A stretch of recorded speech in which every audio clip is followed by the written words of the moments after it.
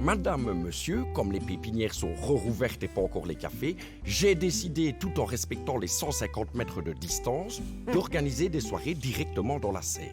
Aucun risque d'attraper le mildiou. C'est à la bonne franchette, tout le monde doit amener sa plante, qu'on repique ensuite, avant que Serge ne la gâche en y aspergeant de l'urine de belette. Résultat, ça flaire dans toute la serre.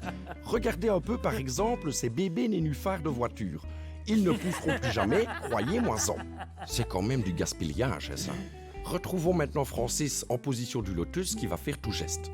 Ah mais moi, Luc, quand je suis avec mes renoncules, je gesticule, alors comment veux-tu? N'ai-je donc point le droit d'innover, de créer, de vendre du rêve?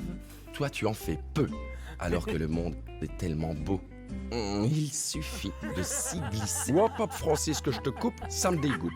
À propos de bonne franchette, s'il y a bien quelque chose qui me gratte franchement l'entrejambe, ce sont ces petites épines de houx, ça fait un mal de chien, je ne vais pas rester là longtemps. À présent, j'ai cru que j'étais sur Skip, j'ai donc ôté mon pantalon, résultat, les petites abeilles me butinent le dard.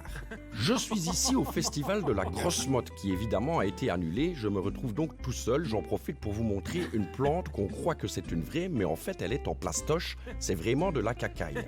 C'est le principe de ce festival, un maximum de déchets en un minimum de temps. Retrouvons maintenant Francis et Priscilla, qui ne sont plus confinés du tout, avec un bricolage bien raté.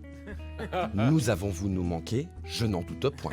Quelle joie pour moi de retrouver cette chère Prissy qui fait elle-même ses colos qui piquent aux yeux. Notre star, Prissy. Cette fois-ci, on va faire quelque chose de très laid. Ça, je te laisse faire toute seule?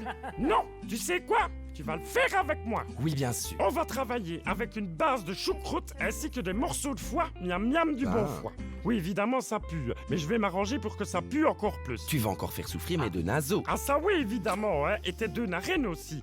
D'ailleurs, je te conseille vivement d'enfiler ton vieux gant de proctologue troué et périmé. Tout d'abord, on arrose le foie en une fois avec un arrosoir que j'ai perdu le mien, mais j'ai pris celui du gamin. Étape numéro 2, on malasque généreusement, n'importe comment, ça doit devenir tout mélasse. À la flash. Oui, je vous préviens, n'essayez pas de faire ça chez vous, faute de quoi votre corps serait envahi de pustules, furoncles et autres boutons d'apnée.